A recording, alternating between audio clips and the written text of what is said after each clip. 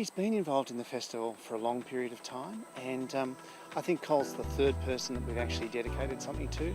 It's an initiative of the team here, which I think is great. And it's really just about celebrating some of the people that have been involved in the history of the business.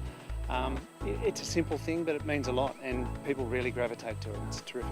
As the seat says, Colin was a long supporter of the Ginger Festival. He loved coming here and talking to people because he was so much a people's person, and I'm sure he's up there looking down today and saying, what's all this fuss about down there? But it's a lovely tribute to him, and I thank the Ginger Factory people immensely for it. Yes. He was a larrikin. We had a lot of fun, a lot of off-air fun, but at the same point too, when it came down to the business, he was brilliant. He was a showman, but most of all, he was a person who was so passionate about plants and so passionate about people, and he married the two together really well. And I think it was, it's definitely demonstrated here today in all the people that came all these months later to still honour and show their respect to such a wonderful person with such a long history in horticulture.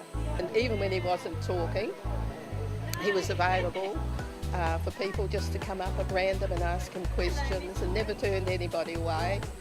And since this book was published a couple of years ago, he used to do book signings here as well. So yes, he had a pretty good involvement here at Ginger Festival time. I think I remember most about Colin is just the fact that he was genuine and honest and so down to earth. I mean, it sounds like I rant when I'm saying these because I say them over and over again, but it is hard to find somebody of Cole's stature that is still so very grounded that he can say hello to anybody on the street. He had time for everyone. And there's all sorts of stories that I could tell you that would demonstrate that. I mean, he found a wedding ring once of somebody while he was out jogging, and he managed to return that. And I think that just goes to show that, he would stop to help anybody, even somebody who didn't know, but he knew somebody would have to be fairly upset at the fact that they'd lost their wedding ring, and he was able to return it. And that lady rang up about 10 years later when Cole passed away on the radio and told us that story, and I just thought it was amazing that she'd held on to a story that just shows him as the true person that he really is, a good person with a good heart. His ability to treat everybody, regardless of who they were, on the same level.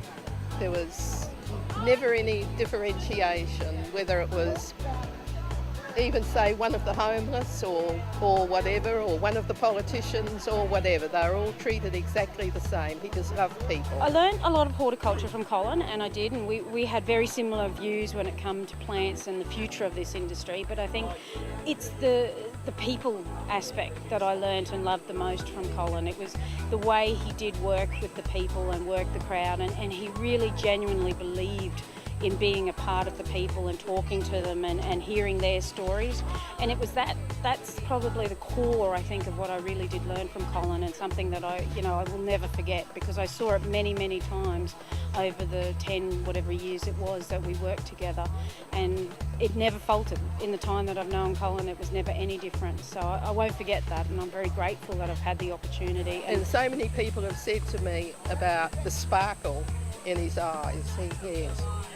He didn't take life too seriously, and he enjoyed every minute of it. So if he was here, he would say there wasn't a thing in his life that he would change.